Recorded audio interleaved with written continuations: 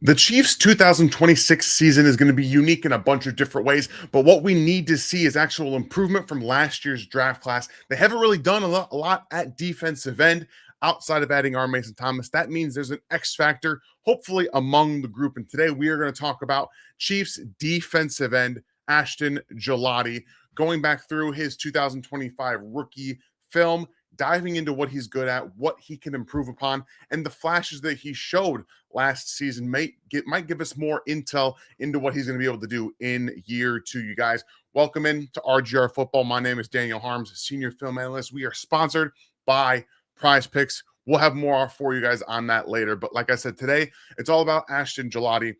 Guys, somebody who I wasn't huge on coming into the draft last season and who didn't have the most consistent or productive rookie season in some ways. He was much better in others, which we are going to go ahead and dive into. If you guys are new to the channel, please hit that sub button right now. Become a member here at Rogue Nation as we get more and, dive deeper into the film here. And this is really where Ashton Gillotte, what we know about him, what he showcases on a consistent basis. It's what he's able to do against the run. I think he's a very smart run defender, and he's a very physical player. He doesn't have to just be against power runs, zone runs. He's got good eyes. He locates the football well.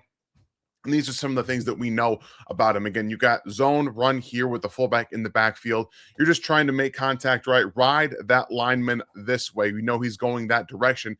Eyes in the backfield so we can see what's happening. The fullback's coming towards Gillotte, so he knows that that's where the lead runner wants to go. So we're going to go ahead and dispose of the lineman and make a tackle with Nick Bolton there for a very short gain. Now, he had 28 defensive stops last year for the Kansas City Chiefs defense, which was sixth on the team. 4 players that were quote-unquote linebackers, Nick Bolton, Leo Chanel, Drew Tranquil, Chamari Connor, who was more of that nickel, better as a linebacker type player. And then it was George Karlaftis, followed by Ashton Gillotte. This is kind of what I was talking about with that pseudo linebacker role that we talked about with Chamari Connor, where he's in nickel, but he's down closer to the box, where he was very good against the run. But when we talk about defensive stops, those are plays that are rated as negative EPA for the offense. It doesn't have to be a 2-yard gain or a lower, 3-yard gain or lower. It can be even a 4-yard gain in some situations. But here again, great job locating the football. Eyes still in the backfield, knowing where the running back is. He's also got outside leverage here, right?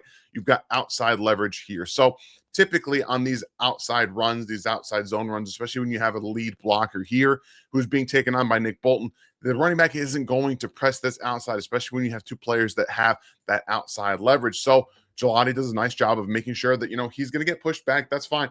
But he does a nice job of maintaining that contact, pushing off, and then helping Nick Bolton here with the run stop. So we know that's the kind of player that he is, what he's going to bring to the table against the run. He was still more of a part-time player last year. And what I did was I watched the last 4 games of the season for Ashton Gillotte, and then I watched all of his pressures, went into it, and see what he was able to do. So I've got 4 games of real, pass rush, not just pressures, not just sacks, but totals, everything that he was able to do, what he was asked to do.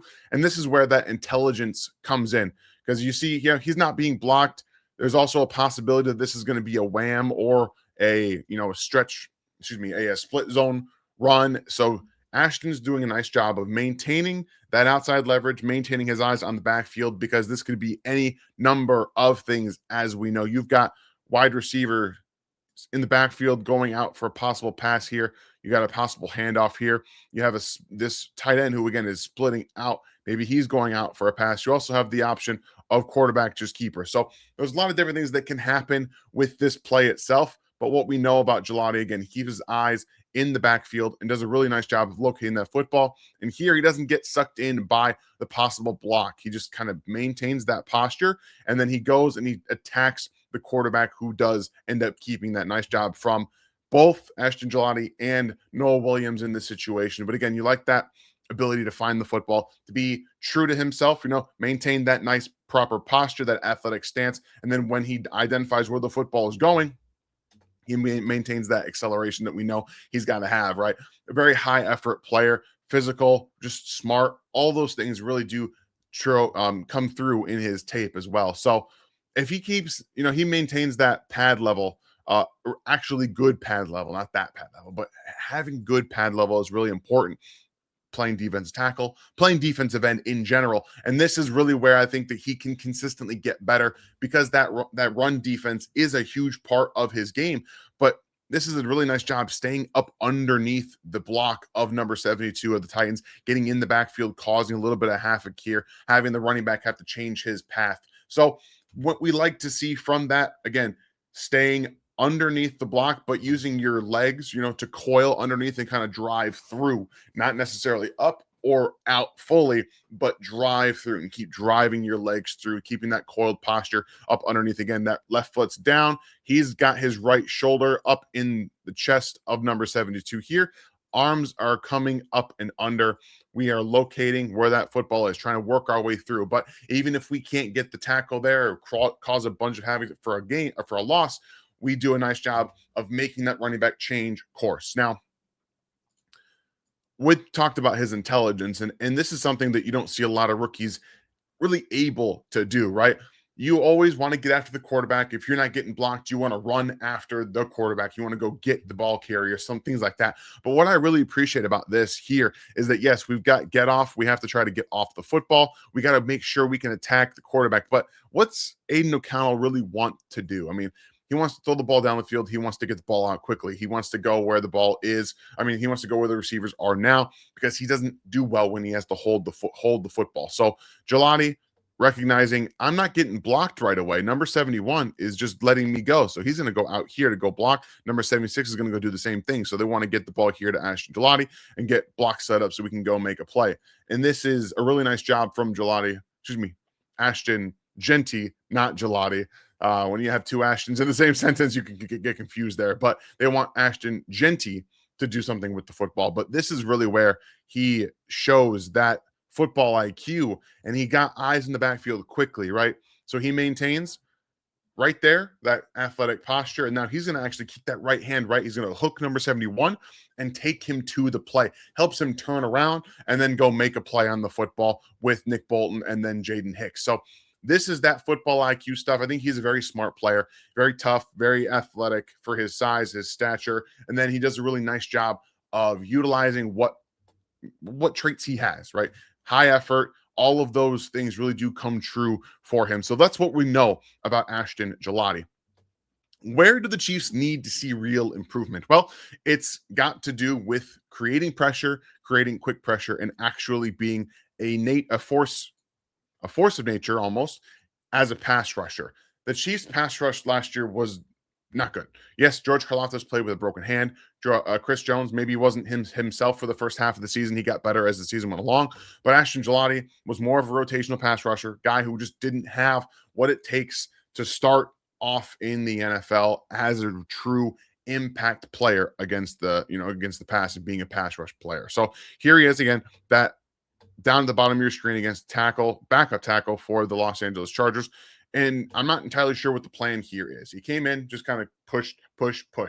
There's no real pass rush plan most of the time for Ashton Gillotte. When he does have a plan, it doesn't always work. And it's more of we got to work through that.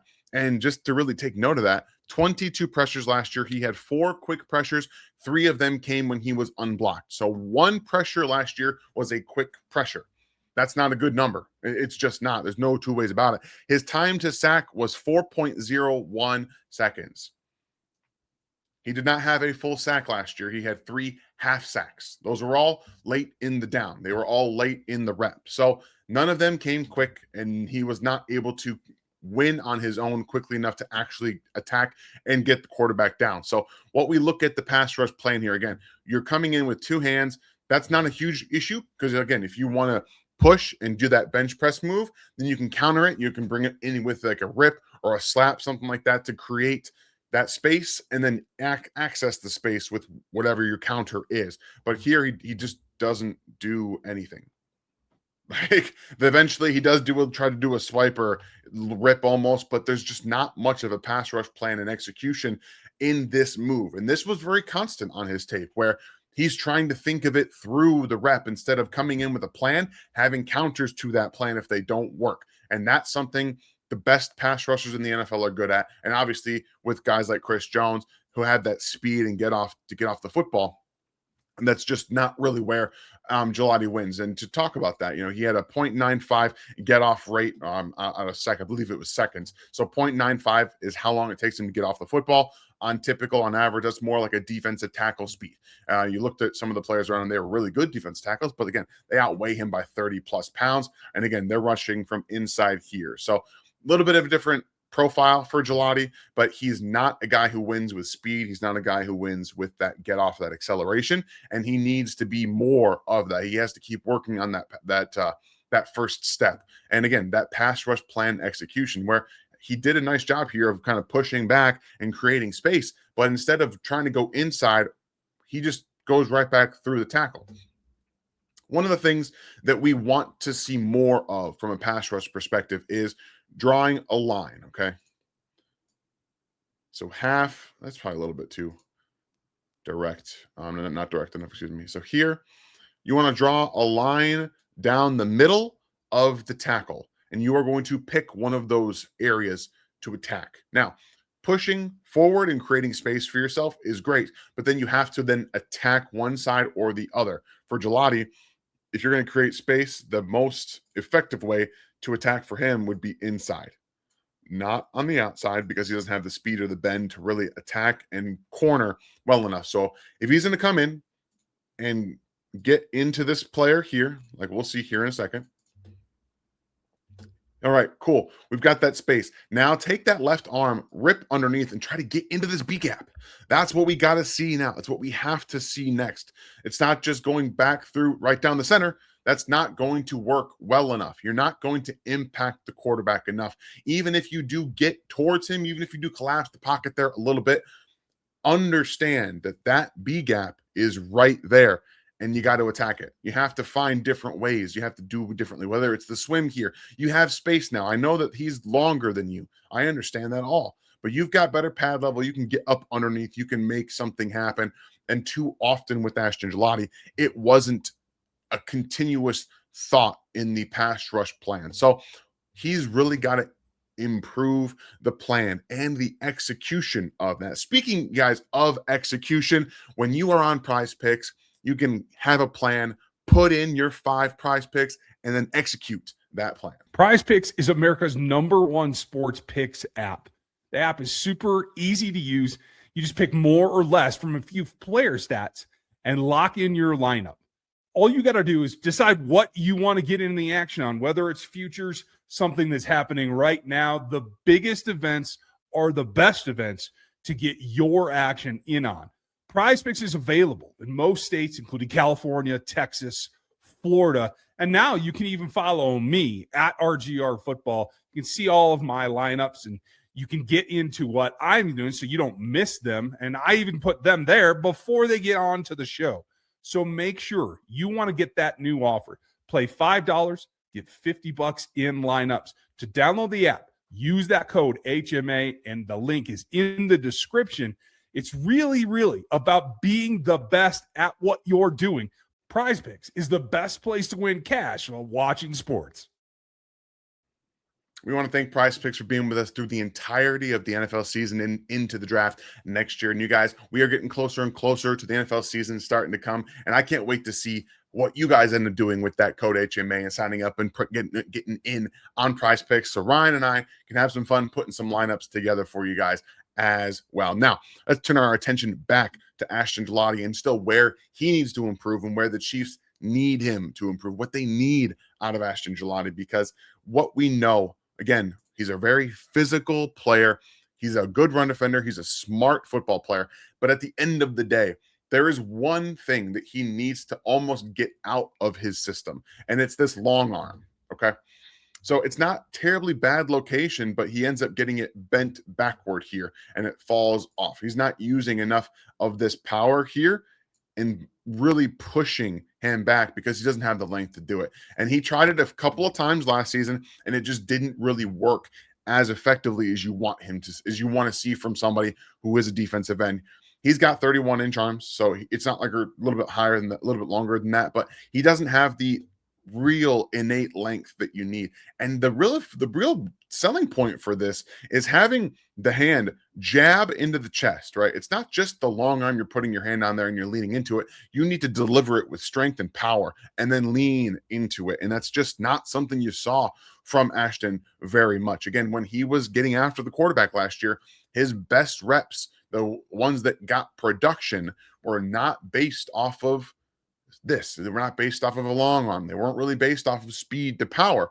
We had the execution, the plan, right? It's gotta be better. So let me go back here real quick because I didn't show you where he's at. And again, we're just kind of enforcing the point here with Ashton Gillotte. You have to find different ways to win when you have shorter arms. Look at Trey Hendrickson. Like he's got to win with speed, quickness, and get off, and then fast hands. Not really Ashton Gillotte's game. Like it's hard to win when you're almost like a tweener and you've got smaller arms and you're more of a power player. So he's gonna have to find different ways to get after it this season, and that's what leads us into the flashes, right? Because it's not like all he did was put bad pass rush tape out there and slow get off and slow moves and just not able to show any kind of counters at all. The counters were almost non-existent. I will say there were almost no counters, but they were just late in the down, late in the rep where he had a swim or a spin move every now and then, but it was like 3 seconds. We need to see a little bit more. Accessing the B gaps with spin moves, things like that will be part of the process. But for him, we want to see more of this, because once you do win more with technique, quick and fast hands, and pretty good get off initially, then you'll be able to actually open that B gap quicker, and then you'll actually be able to set tackles up to have more at your disposal, right? We want to see more from Ashton Gillotte. We want him to be able to access more from a pass rush perspective. So being able to win quickly with technique is one of the best ways for a guy who is undersized, specifically at the arm length position to be, or arm length area, to have more of an impact and open up that menu for pass rush ability. So here you've got him going against Walker Little, left tackle of the Jacksonville Jaguars. Good pass rush plan, good execution, right? Good path towards the quarterback. Here, this is just a really quick move. So we got 1, 2, 3, arms shake, and then you got the arm over. It doesn't connect, right? It doesn't connect, but what he does is he continues it through. He continues that through, and he wins up through, right? So typically what you're trying to do with that arm over is you're trying to slap down the hands, trying to bring that arm down. So the left arm comes up, or it's almost like a cross chop right there. It's what this is actually what this is really trying to do. He wants to go Euro, left foot in, right foot out, cross chop down, and then get around and corner. That's the idea, right? Left arm comes down, you're continuing that momentum outward, and you actually use that cross chop to be able to build that momentum outside. With that right foot coming down, you really want to time that better. So the timing for him needs to improve, but this was a good continuation. Bring up through, rip that left arm up and through, and then he does get pressure on the quarterback. Trent McDuffie does a great job of, breaking up the pass there. RIP as he goes to LA. But again, quick hands, fast movements, and he just continuously went through the pass rush. These are the flashes, what we need to see more from him this season. Again, it's not always about winning with that first move. That's not what I mean. It's always about having that plan of succession. When you are efficient with your pass rush plan and your execution of it, you are going to be more impactful as a pass rusher. That's just the end of the story. Like, it's just how it's been. That's why George Karlaftis has gotten better as a pass rusher as he's gotten to the league. His hands are quicker. He has a better effectiveness and efficiency with his pass rush plan. So when you're able to do that, you can access a lot more on your pass rush menu. And here it is again. This time, I still think that the hand timing maybe needs to be a little bit more improved if you're trying to make contact with those hands. But right there, this is not a bad idea, right? You get that arm down. This time he just kind of fights through it again. So we have a little bit of arm down, cross chop action, or just to kind of moving that shoulder down, which creates a little bit of, I would say, leverage down underneath the tackle for you right here. So again, cross chop down, hand comes up in the face right there just a little bit. So we get a little bit of a hold from the tackle, but then he comes up underneath with that left hand, kind of lifts it up a little bit, gets that pressure on CJ Stroud. So we do have actual pass rush reps where he showcased that he can do a little bit more than just run into the tackle and try to win based off of effort. And he did make some really good plays last year, high effort plays, some awesome attacking the quarterback. We know he has an interception last year as well. Dropping into coverage is not really what I want to see him do a lot of last year, but the Chiefs have one of two players that really need to be X factors for them along the defensive line, and specifically at defensive end. It's got to be Ashton Gillotte or FAU. FAU's in his last year of his contract. He already got his fifth-year option, declined by the Chiefs. But Gillotte, second-year player, what do you have? Take the flashes and combine it with that smart football IQ player that we see against the run, and maybe we have something more. If we can see the hand usage be improved, the efficiency, everything comes together. I do think that Ashton Gillotte can become an X factor, but there is going to be someone pushing him. Whether it's FAU, probably more likely it's going to be the rookie, R. Mason Thomas, who I think is going to have a much more impact on the pass rush. And that's totally okay. Gillotte, if he's going to be able to be more of an impactful NFL player, it's going to be on 1 and 2 downs where he does have real added value as a run defender. But hopefully we get to see more from a pass rush perspective in that menu this season. So I hope you guys enjoyed getting back to NFL film and breaking some of these players down, these X factors that we're going to see that actually can have impacts on the Chiefs defense or offense this season. And you guys, if you are new to the channel, please hit that sub button right now. Become a member here at Rogue Nation. We will continue to have this. Next week, I have a surprise for you guys. We're going to have a special guest on and talk about the wide receivers development, the new wide receiver coach, things to expect out of Rashee Rice, Xavier Worthy, and so on and so forth. So hopefully you guys tune into that. We'll have more content for you guys. Training camp is almost here. Tune in. Please be a member here at Rogue Nation. Have a great week, you guys, and we'll see you next time. Thanks for watching this video from the team at RGR Football. Click these videos to see more and subscribe to RGR Football.